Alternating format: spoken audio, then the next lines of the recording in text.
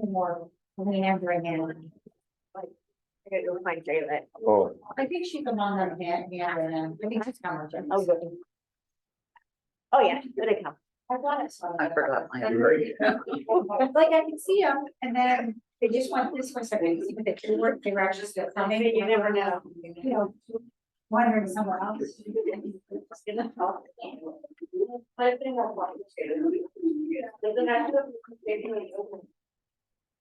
I was joking around, saying that I wanted to eat this, and she gave them. And they're really good. Are weirdly good. I think we have a few more people meandering in, but we are hoping to get started a little bit before 7 each week, just because I know choir has rehearsal afterwards and it becomes a really long night, so anytime we can get started early, we will. And we're getting older. Yeah. We need to go to bed early. Right, I need my beauty sleep. The young and old need to go to bed early, so. Yes, yeah, I get up very early in the morning. So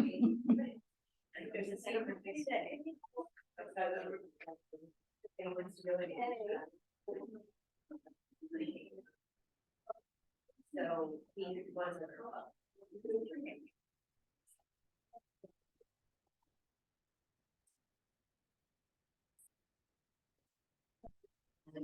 Didn't see anybody else on the way over, we pretty much ready.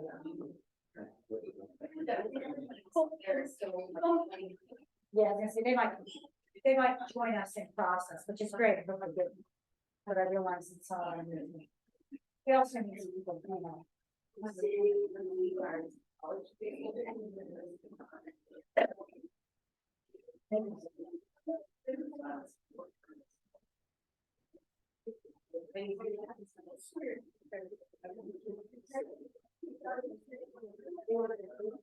So each week, we're gonna do just, this short, some readings and an opening dialogue, some readings and one hymn. And then we will do a quick offering. So I'll need volunteers every week to take up some offering. But it certainly won't hurt us to have an offering, I don't think. So do we have any volunteers tonight to take up some offering? We have one. Hey, it takes as long as it does. If we get a second one, if you're gonna take up offering, you have to take it seriously. You two do it together and Ben will do the other one, okay? you need 3? Well, no, let's let them walk together with one. I think it would be good to have one adult at least. Okay. I think it would be a good thing. Did everybody find the midweek Lenten worship bulletin? Okay. Well, whenever you're ready, go ahead and start it. And I'll light some candles too.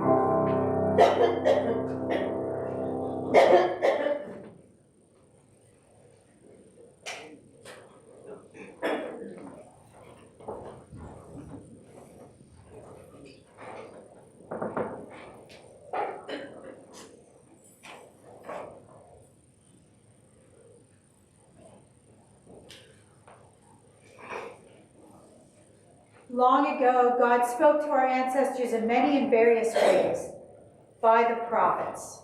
But in these last days, God has spoken to us by the Son. He is the reflection of God's glory and the exact imprint of God's very being. And He sustains all things by the power of her word. Since we have confidence by the new and living way opened for us by Jesus, Let us approach with a true heart in full assurance of faith.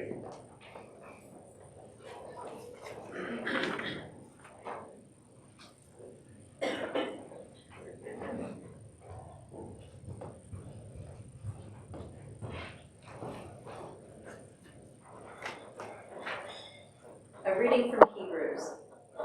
Now faith is the assurance of things hoped for, the conviction of things not seen. Indeed, by faith our ancestors received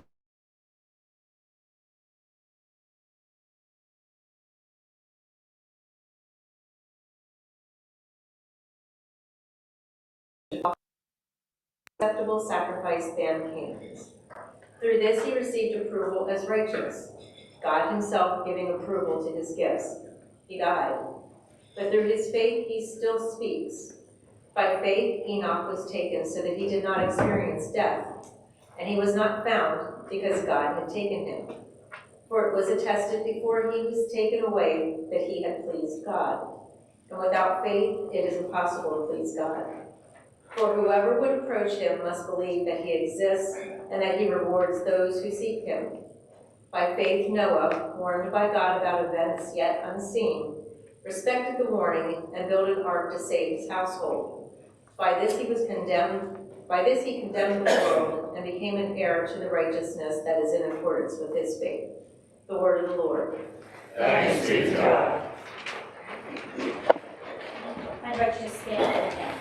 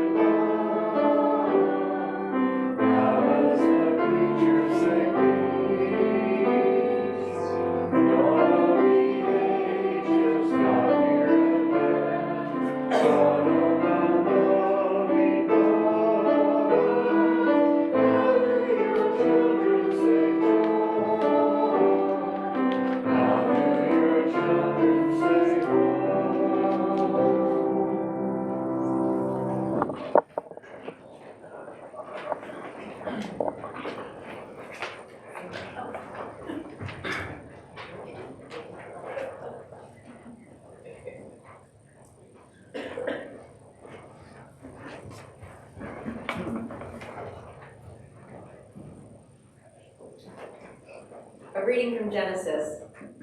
Then God said to Noah and to his sons with him, As for me, I am establishing my covenant with you and your descendants after you, and with every living creature that is with you, the birds, the domestic animals, and every animal of the earth with you, as many as came out of the ark. I establish my covenant with you, that never again shall all flesh be cut off by the waters of a flood, and never again shall there be a flood to destroy the earth.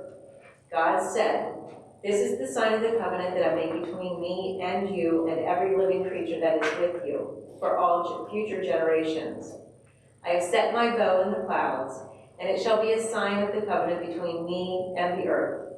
When I bring clouds over the earth, and the bow is seen in the clouds, I will remember my covenant that is between me and you and every living creature of all flesh. And the waters shall never again become a flood to destroy all flesh. When the bow is in the clouds, I will see it and remember the everlasting covenant between God and every living creature of all flesh that is on the earth. God said to Noah, "This is the sign of the covenant that I have established between me and all flesh that is on the earth." Now faith is the assurance of things hoped for, The conviction of things not seen.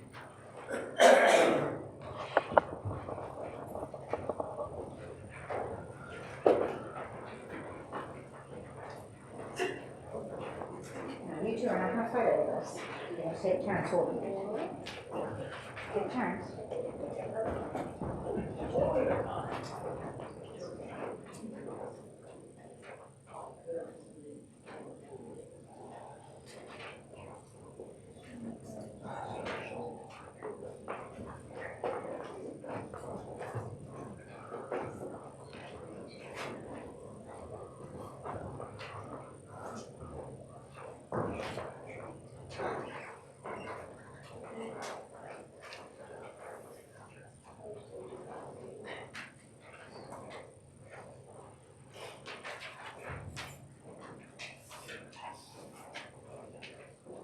Okay, girls, now I have to bring it back up front.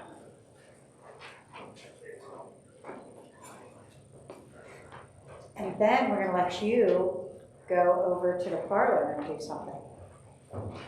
Do you want me to go to the parlor now? No, you don't. I'm gonna let them go. That's your activity. So follow Miss Lisa.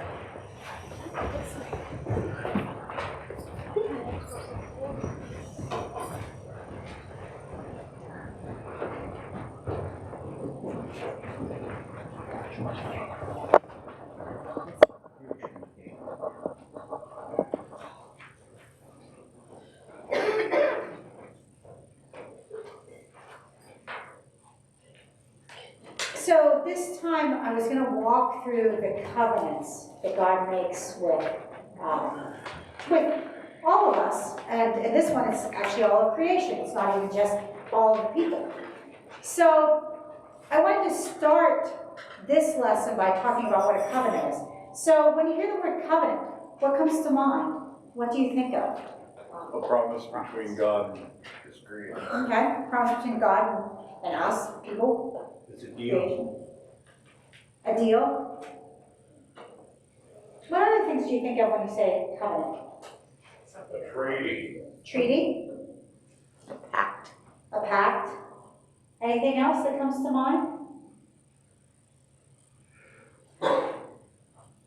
Well, I mean, some people have really defined it as a legal type of contract, but a covenant goes beyond a contract, right? Because there's legal contracts that you sign, but they're not really covenants when you make those. I mean, how many times have you entered into a legal contract? It doesn't mean you've made a covenant. How many times in your life have you entered into a covenant, though? Have you entered into any covenants? Don't you enter into one when you proclaim your faith? You probably should. What about marriage? I think when you get married, you make a covenant to that other person in front of God, right? Baptism, you enter into a covenant, but it's all one-sided, right? Well, of course, this one's one-sided too tonight, so. So yeah, you do, I mean, we still make covenants, and God still makes covenants with us at times. The covenant that most of us make willingly is a vow before God in marriage, because when God makes a covenant with you in baptism, you don't really have a choice in the covenant. It is a unilateral covenant. It's a covenant that God is making with you. And then, as Alma knows, you get a chance to say, yes, I affirm that covenant, but it's still not you making the covenant. So in your confirmation, you're affirming a covenant that's already made. We'll see that kind of happen in the story next week, and Abraham's story, kind of an affirmation of a covenant that's already been made. But, so you think about this contract, this promise that's a covenant, and in the ancient Near East, covenants were very common. And what would be the difference between a covenant and some other type of a contract would be, there would always be some type of a ritual and something before God, or in some of the Near Eastern cultures, before other gods. But what's unique about the covenants in the Bible is they are all from God to us. They're not initiated by us. They're not made because of a treaty process. They're not made because of something else. And it's only in this biblical faith where any divine being is making a covenant with humans. So it makes a very unique relationship that we have with God versus what other religions had with their gods. Their gods weren't entering into covenants with them. God has said, I'm making a covenant with creation. And that's what's so unique tonight. And tonight's, it's the first time that you hear God making an actual covenant with other people. But it is an unconditional covenant, meaning that there's no conditions placed on it for the other party.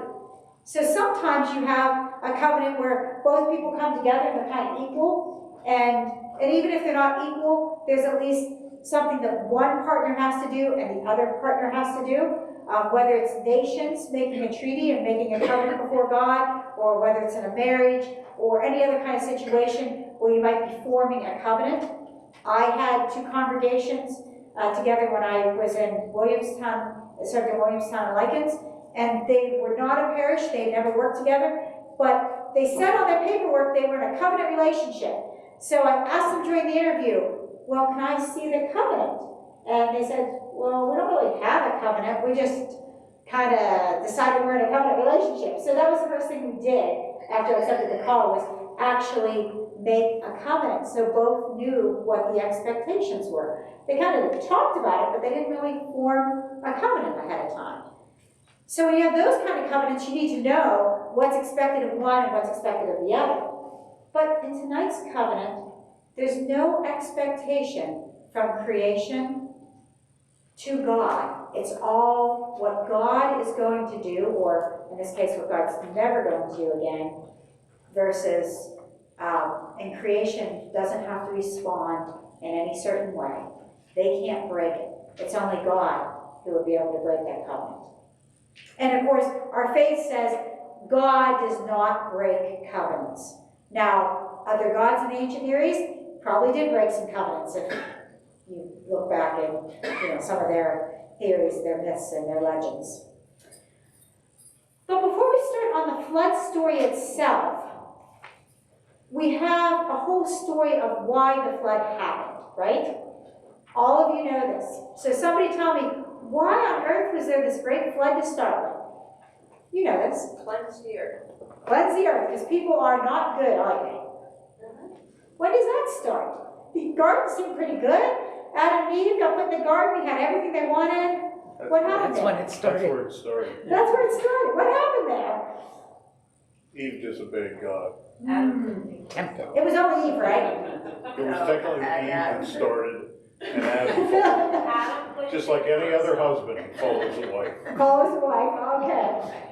But they both ended up doing it, right? They both know it's wrong to eat from the forbidden tree, but they both do it, right? So they both eat from the tree of the knowledge of good and evil. And then they're no longer in that garden, right? So they're cast out of the garden. It starts there. And then something, often in family systems, when one thing goes awry, other things escalate and it gets worse. And in theirs, it got worse. What happened in their family? They had these two sons. What happened with them? They probably killed each other. They had probably the worst sibling rivalry in history. Well, yeah, although there's some other biblical ones that rival it. Jacob and Esau. Yeah, well, they don't end up killing each other, though, Jacob and Esau. Yeah. There's a time when Jacob thinks Esau might kill him, but it doesn't end up happening. Esau makes peace with him. Cain and Abel. But Cain and Abel, it actually does have a murder, right? So we have the first murder. And it doesn't get much better after that, obviously, because by the time of Noah, God is saying, why did I do this? Why did I start this creation? What has failed so miserably? I'm just going to wipe it all out and forget about it, right? Except then in Genesis 6, we hear something. We hear in Genesis 6, verses 5 through 8, the Lord saw the wickedness of humankind was great in the earth, and that every inclination of the thoughts of their hearts was only evil continually. And the Lord was sorry that he made humankind on the earth, and it grieved him to his heart. So the Lord said, I will blot out from the earth the human beings I have created, people, together with animals and creeping things and birds of the air, for I'm sorry that I made them. But Noah found favor in the sight of the Lord. So he sees this, God sees the one righteous man, Noah, and he's found favor. And so even though God's plan is wipe them out, and not just the people, but the creatures too, because this whole experiment, this whole earth thing with the living creatures and the people in charge of them just went awry. And yet, God sees Noah and decides there's this righteous man, and it says Noah walked with God. Do you know who else used to walk with God? Adam and Eve used to walk with God. That's how God catches them naked in the garden, if you don't remember, because he used to go, God would walk down around with them all the time, be with them all the time, and then they're separated and no longer close together. But Noah is that close to God that it's considered walks with God. And then he has these 3 sons. So what are we going to do with the 3 sons? Are we just going to say, well, just save Noah and forget about these 3 sons? No. Noah's the righteous one. The 3 sons, Shem, Ham, and Japheth, get to come along too. So you know what Noah's told to do. Everybody knows this. What's he told to do? Build an ark. Build an ark and to gather the animals. And he is told also in chapter 6, this is the first time you hear the term covenant, but I will establish my covenant with you, and you shall come into the ark, you, your sons, your wife, and your sons' wives with you. So it's a promise that not just Noah, but Noah and his family will be saved. So as 1 Peter tells us, there's 8 people who were saved. I honestly didn't even know that there were 8 people until seminary, and we had to do this passage in 1 Peter. Yes, 8 people. Weren't they like sisters and daughters or something? We have no idea, but they weren't saved if there were. Madeline Langell had some thoughts on that if you want to read Many Waters. But it's a good follow-up to read. But no, we never hear, so we don't know. But we know that they're not part of this relationship, this covenant that's made at that point. And so, of course, then you gather up the animals. How many animals get gathered up? 2 of every kind. Well, I don't mean, okay, I shouldn't say how many. 2 of every kind, right? Well, 7 of every kind, depending on which version you read. Yeah, that's where I was going with that question, Matt. Thank you. So if you read through Genesis 6, 7, 8, 9, you're going to notice some discrepancies in the story. There's 2 different versions that are just laid side by side. Our ancestors in faith didn't make a preference over one or the other. They decided both of these stories needed to be told. It's the same flood story and has most of the same details, but there's little variations here and there. One story has just 2 of every animal, a male and a female. The other, 7 of every clean animal. Those unclean ones you only get 2 of anyway, because you still have those. But in a clean animal, you have 7 pairs of them. So if you read through closely, you'll notice those differences. And then they all get on the ark, and what happens? Go ahead. I just have a question. What would constitute as a clean animal? Oh, Well, interestingly enough, we don't define that until Leviticus. Oh. But an animal that you could eat, that would be considered clean to eat, and there's all these different things that go into that. Pigs are definitely not clean. It's the Jewish, whatever is clean. Yeah, the Jewish dietary laws is basically what's clean and unclean. And they're also the ones, the other interesting thing is, they're the animals that you would end up being able to sacrifice as well.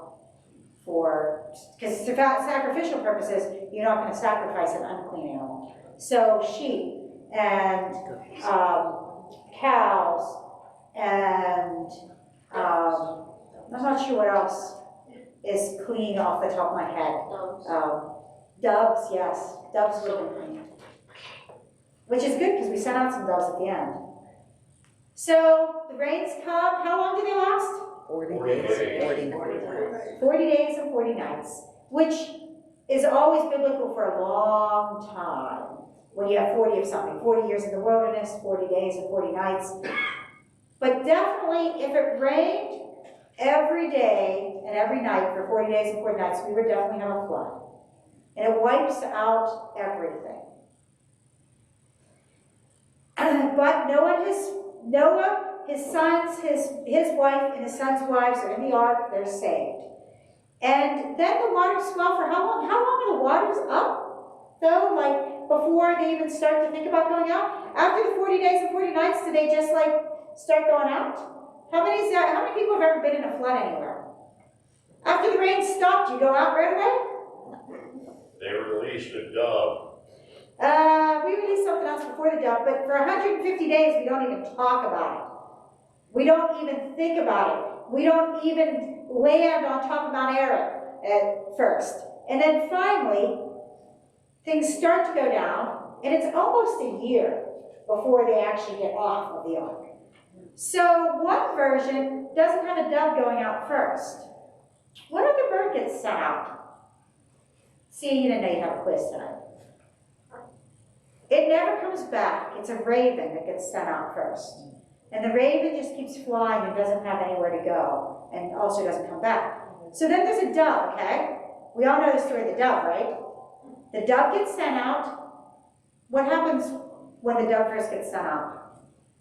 Comes back empty. Not first. First he comes right back with nothing, empty beaked. I was gonna say empty-handed, but it doesn't have hands. And when it got sent out with it, came back with a branch. But then 7 days later, he gets sent out again, comes back with a branch.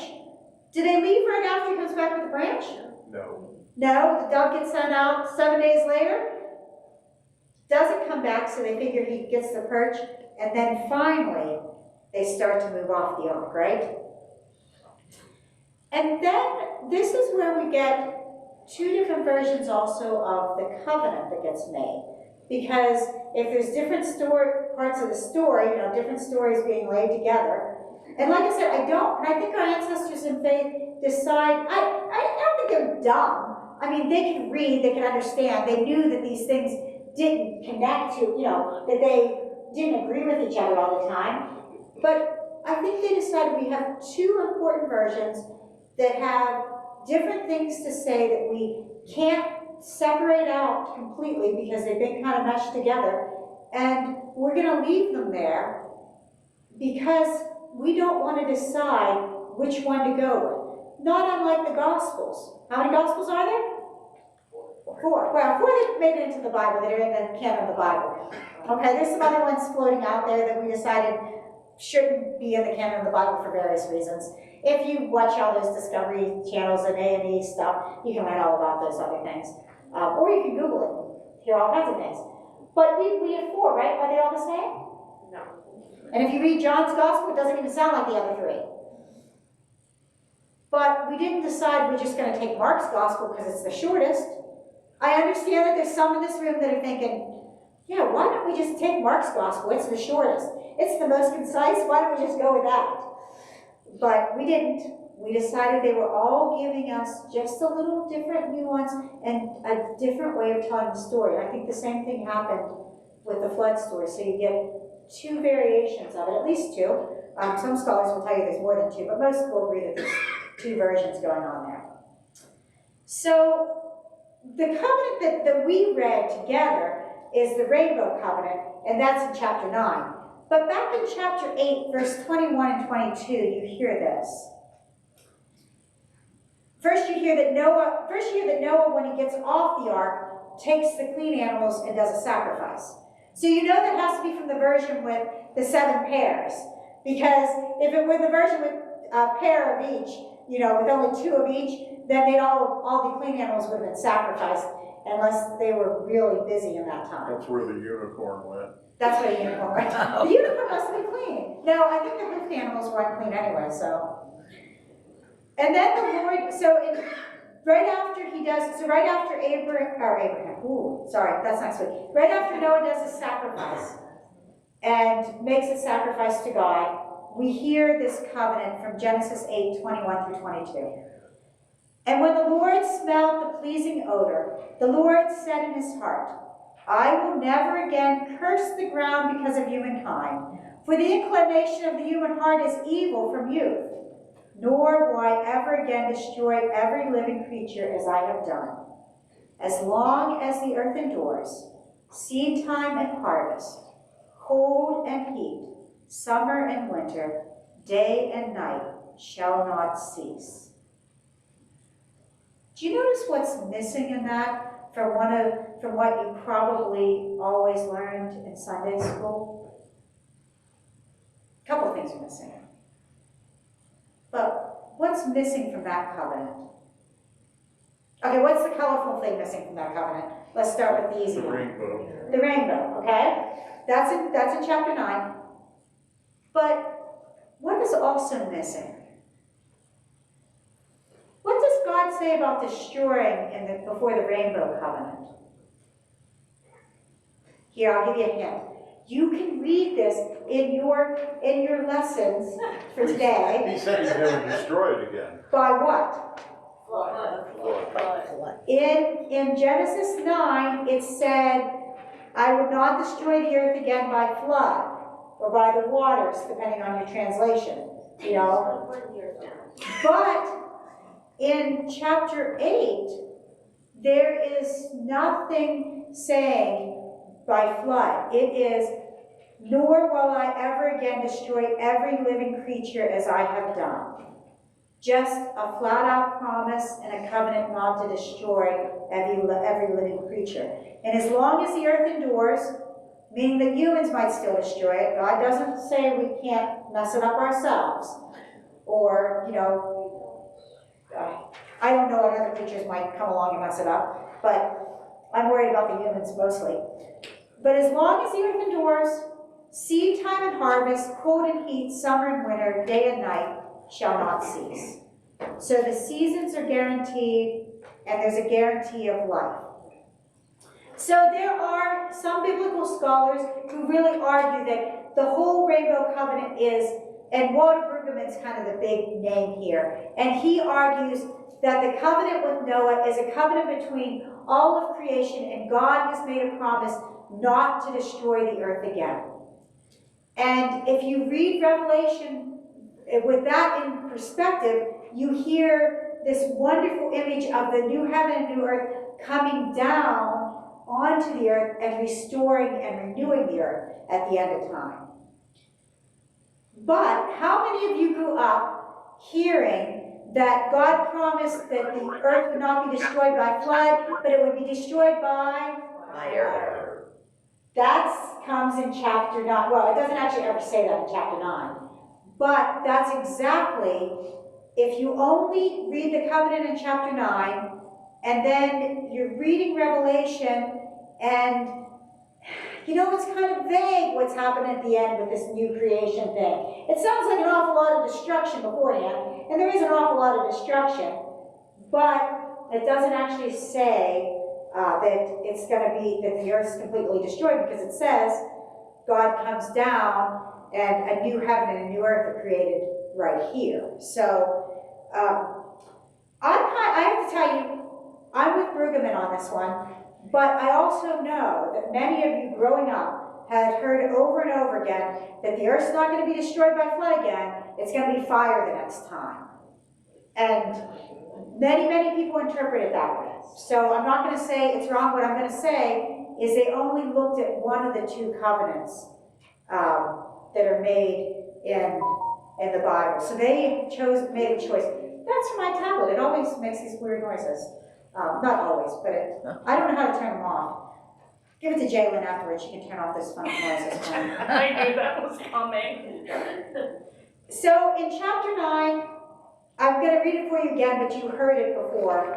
Tina did a good job of reading it earlier. But then God said to Noah and to his sons with him, "As for me, I am establishing my covenant with you and with your descendants after you." I was going to say, I think I did the same verses. "And with every living creature that is with you, the birds, the domestic animals, and every animal of the earth with you, as many as came out of the ark. I establish my covenant with you, that never again shall all flesh be cut off by the waters of a flood, and never again shall there be a flood to destroy the earth." God said, "This is a sign of the covenant that I make between me and you and every living creature that is with you for all future generations. I have set my bow in the clouds, and it shall be a sign of the covenant between me and the earth. When I bring clouds over the earth, and the bow is seen in the clouds, I will remember my covenant that is between me and you, and every living creature of all flesh. And the water shall never again become a flood to destroy all flesh. When the bow is in the clouds, I will see it and remember the everlasting covenant between God and every living creature of all flesh that is on the earth."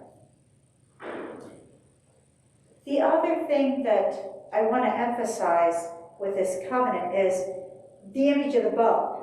What is a bow normally used for?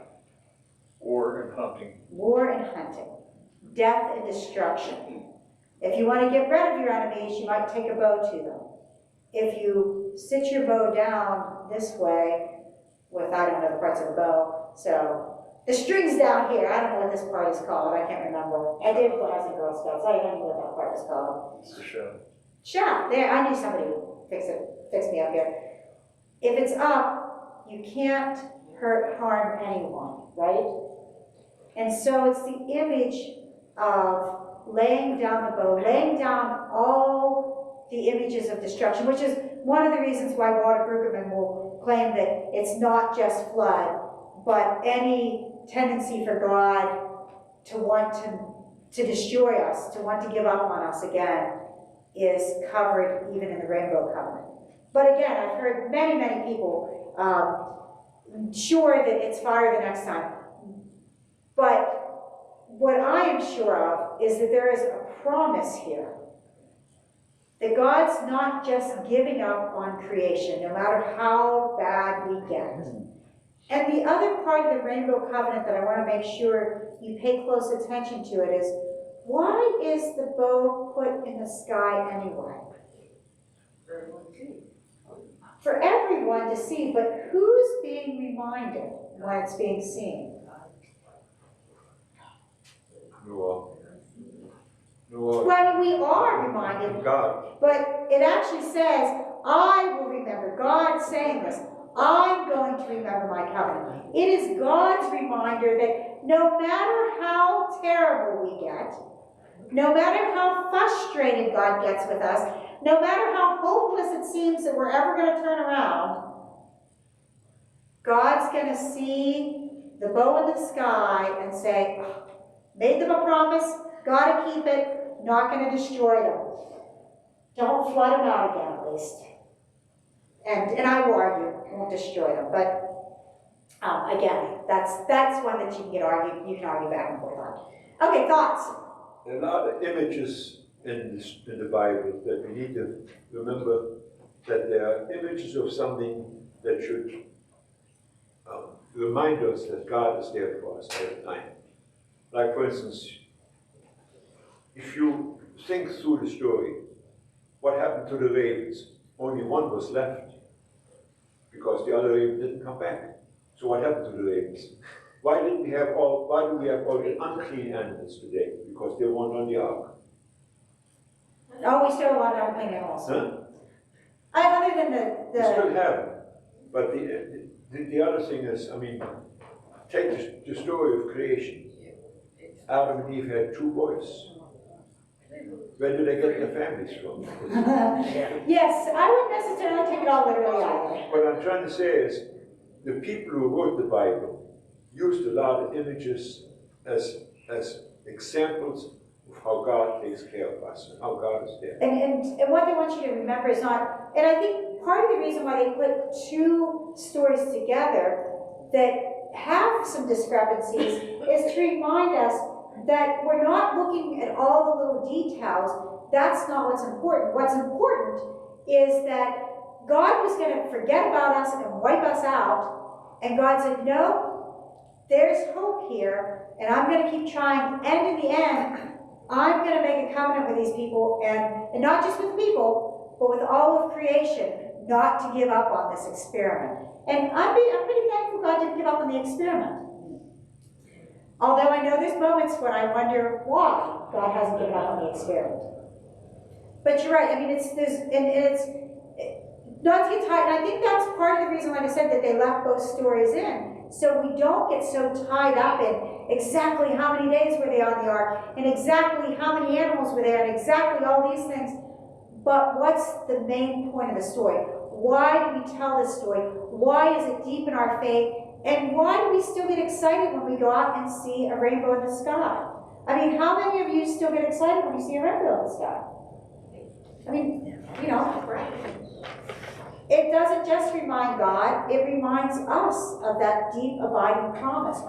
And what always shocks me is when there's a beautiful rainbow in the sky, people who you know probably haven't been in church for 25 years or more still get excited, and most of them still know that that has something to do with a promise from God. They might not know exactly what that promise is, but most of them still, it's part of our culture still, that a rainbow is something that we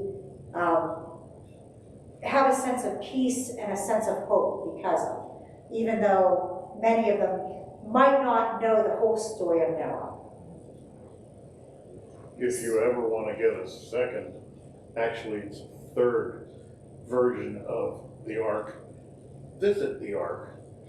I have heard that That's really interesting Is it? how they try to twist things. I haven't been down there, but I know it's, where did they build it? Tennessee? Is that where it's at? I thought it was in Ohio. It's Oh. close to the Tennessee border. Oh, okay.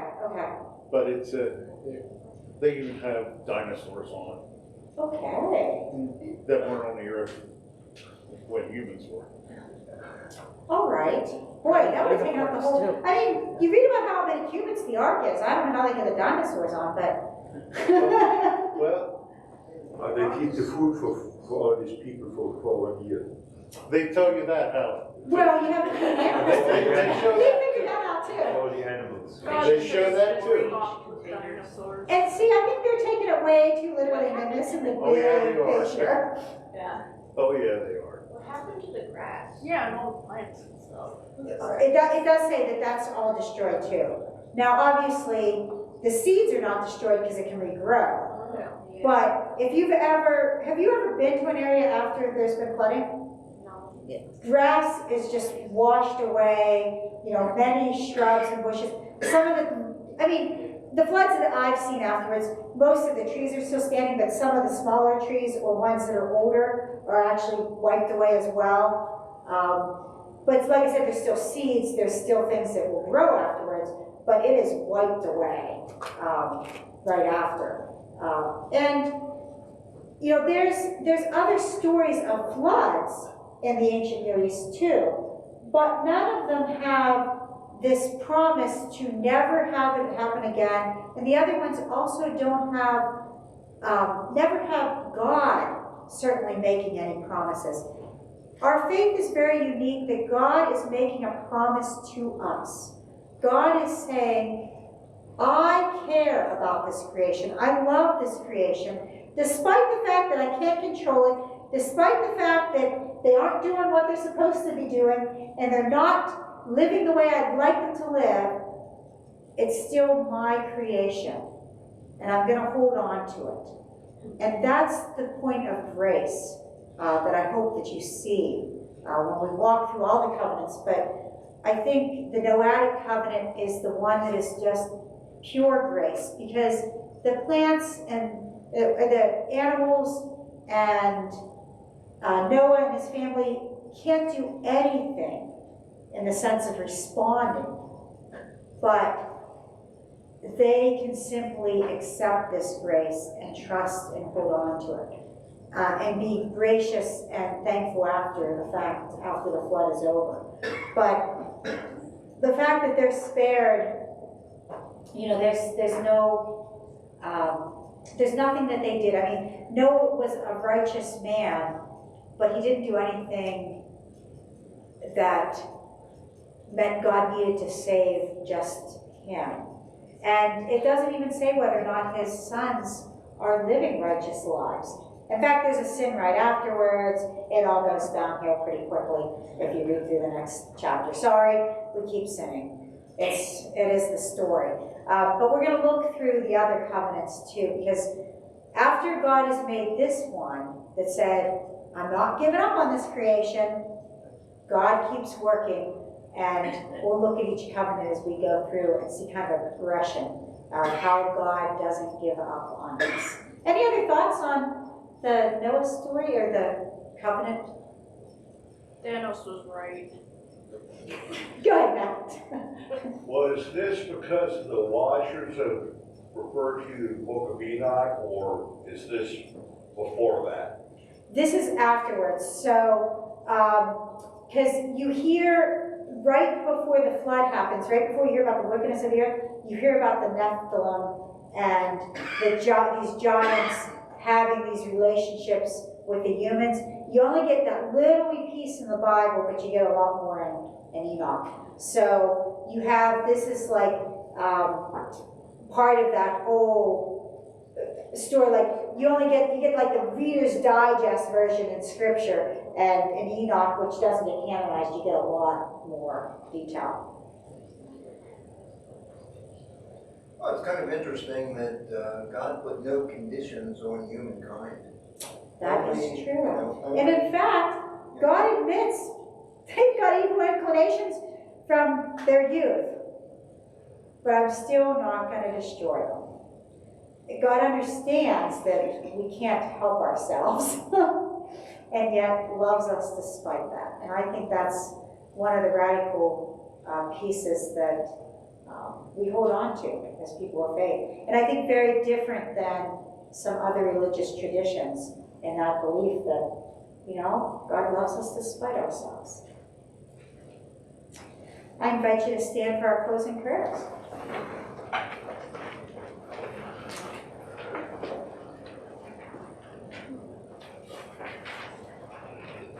Surrounded by a great cloud of witnesses, let us pray for the church, those in need, and all of God's creation.